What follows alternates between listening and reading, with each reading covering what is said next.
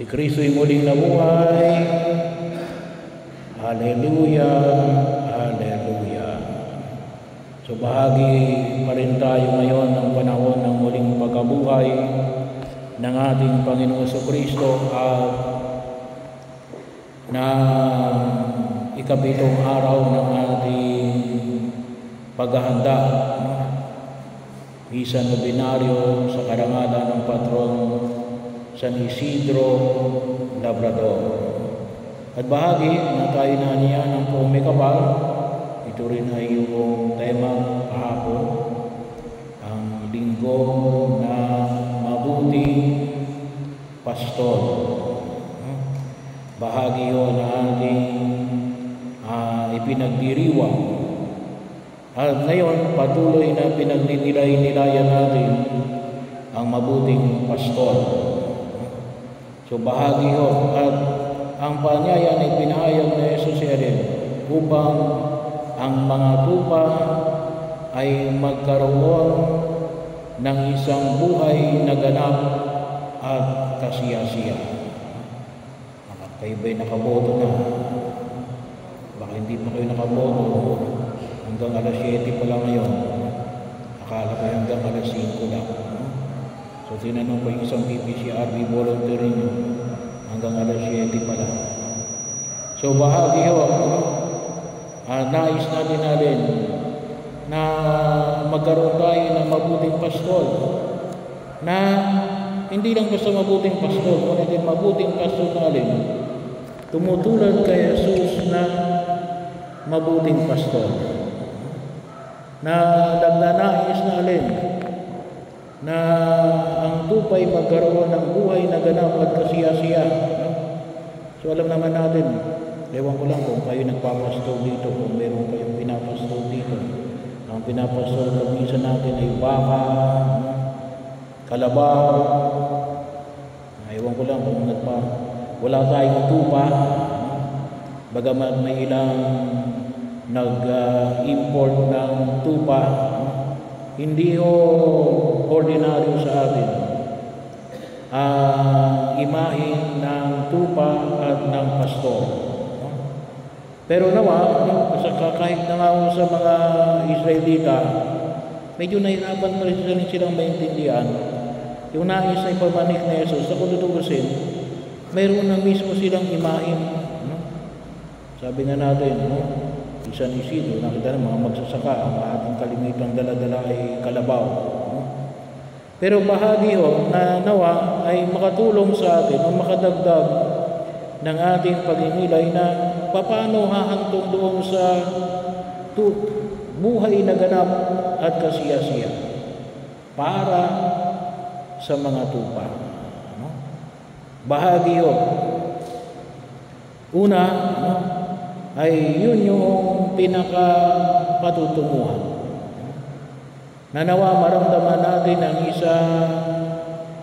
isang pastulan, kung inyong babalikan yung ikalawang pagbasa kahapon, mula sa Aklat ng Pahayag. Anong klaseng pastulan? Yung pastulan na ang mga tupa ay hindi na magugutom at hindi na mauuhaw. Bagamat yun ay kung tawagin natin ay nagsignify na ng langit.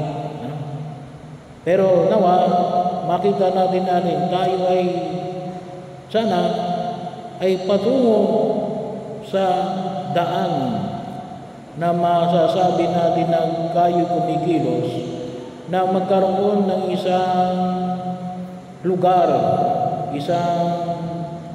isang pastulan na ang lahat ay wala ng kagutuman at pagkauhaw. Contentment, kaayusan, development. At ito po ay ay may dalawang bahagi. Ano yung bahagi? Bahagi sa mga kandidato at bahagi sa mga boboto. Ewan ko lang sa inyo kung mayroong kandidato sa inyo rito. Pero sabi ko nga, kung minsan nahirapan tayo, bakit? Hindi natin kilala. Yung Ebanghelyo ngayon, at kahit yung Ebanghelyo kahapon, Anong sabi? Nakikilala ng tupa ang kanyang pastor. At yung burden na yun ay alin? Sana ang burden na yun ay alin? Para sa pamamaraan natin ng panlipunang demokratikong pamamaraan ay alin? Yung burden na yun ay dapat saan? Sa mga kandidato. No? Dapat yung mga kandidato nagpapakilala. Well, tayo, gumagawa tayo ng pagkakataon na makilala natin sila. Pero dapat, yun ang bahagi yun. Gusto mong pumasok sa buhay politika, gusto mong maglingkod, gusto mong magandong ng sarili, magkilala ka. Paano ka iboboto? Gusto mo na magkaroon ng solusyon ng maayos sa lipunan na ginagalawan natin at sinasabi mo, ako ang solusyon dyan. Pero hindi ka nagpapakilala, paano ka iboboto? So, bahagi ko yun. Nanawa, sana rin, sa susunod, kapag mayroon kayong kilalang papasok sa buhay pamumulitika, sabi mo, baka magpakilala ka, at kung maaari ka nga, magpakilala ka, hindi lamang sa panahon ng eleksyon. Magsimula ka magtrabaho ngayon. Nang sa ganon, ay makita nila na may at least mayroong tao na ito pala talaga yung nakalaan para sa iyo. Bahagi mo yun eh. Kasi kapag wala tayong pagpipilian na matino-tino, sabi nga natin, tayo naging captive.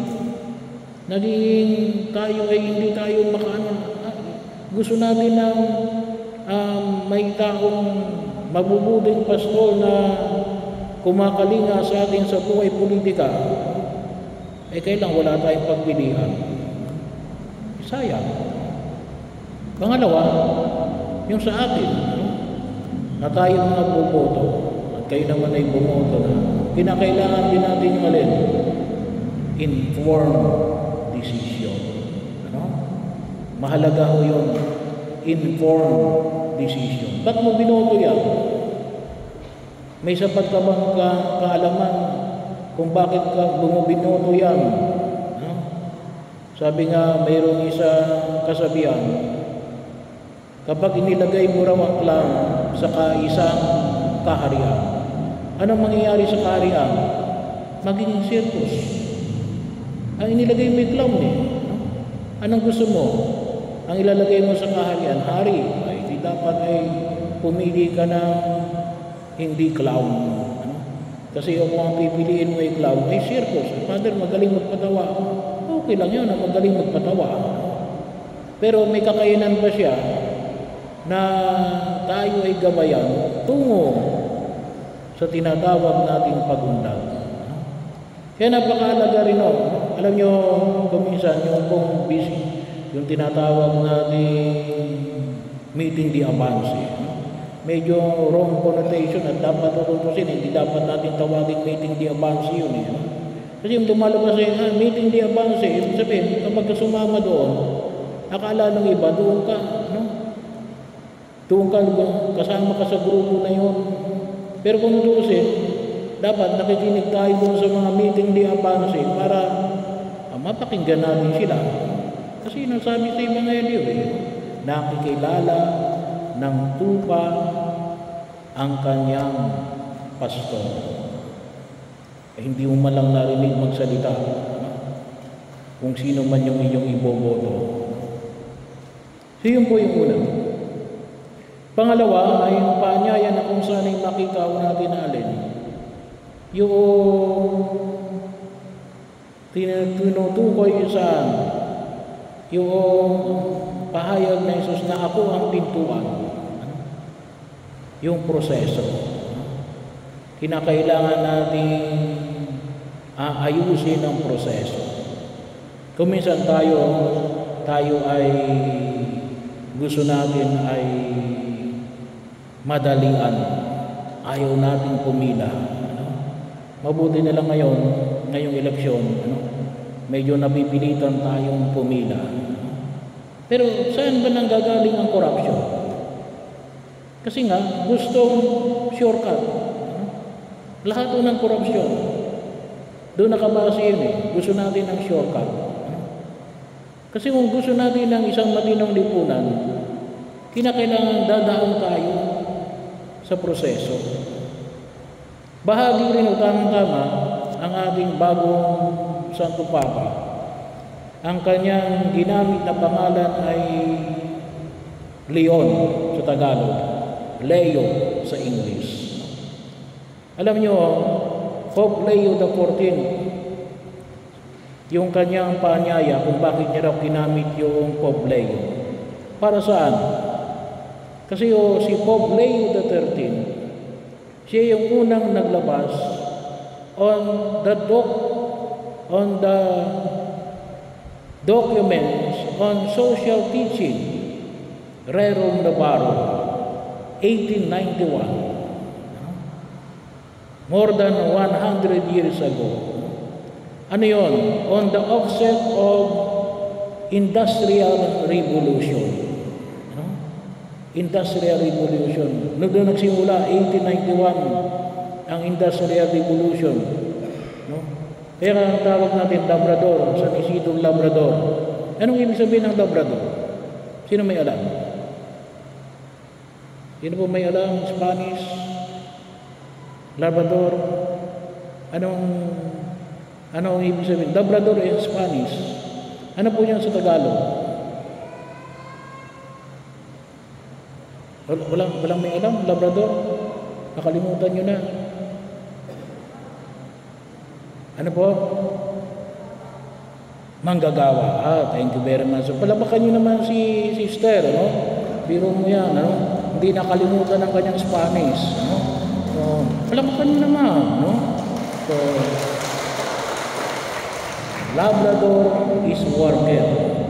Si San Isidro, ang kanyang pamumuhay ay mga 1,000 onwards. So wala pang Industrial Revolution doon.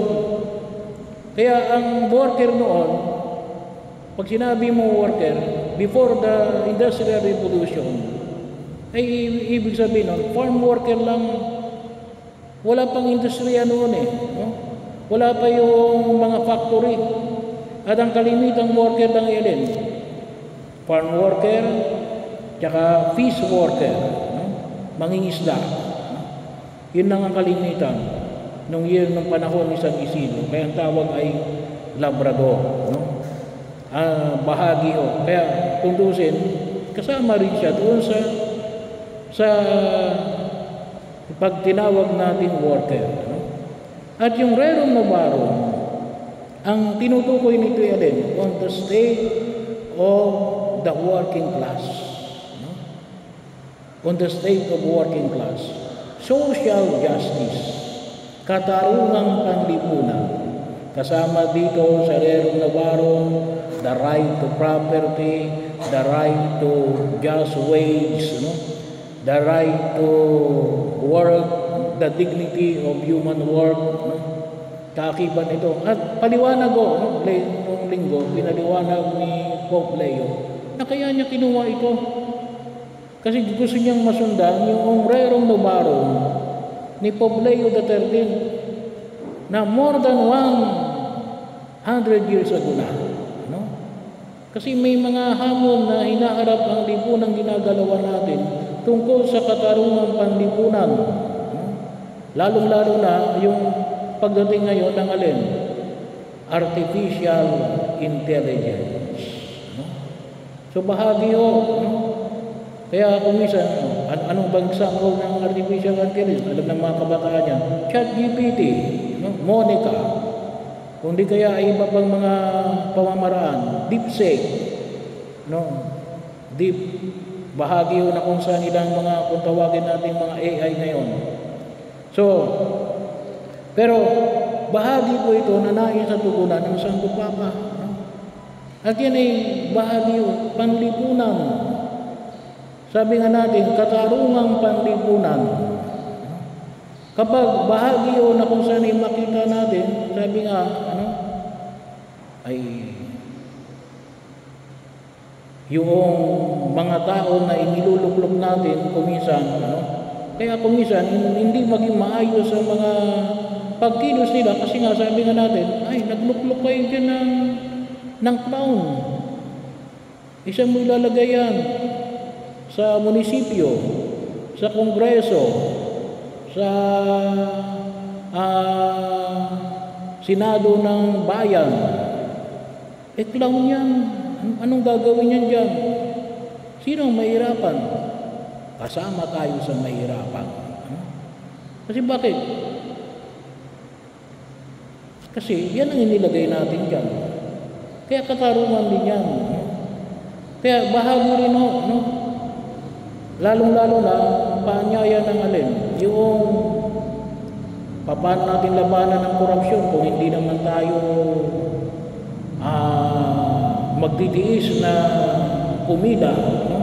Gusto natin mapabilis yung bagay, kaya anong gagawin natin? Maglalangis tayo. Social justice yan. Bahagi o yan. Bahagi o na pinakita natin kay San Isidro. Ano nakita natin kay San Isidro? Siya ay hindi niya nakakalimutan ang Diyos sa gitna ng kanyang pagiging isang manggagawa, bilang isang magsasaka. Kaya bahagi anong sinasabi?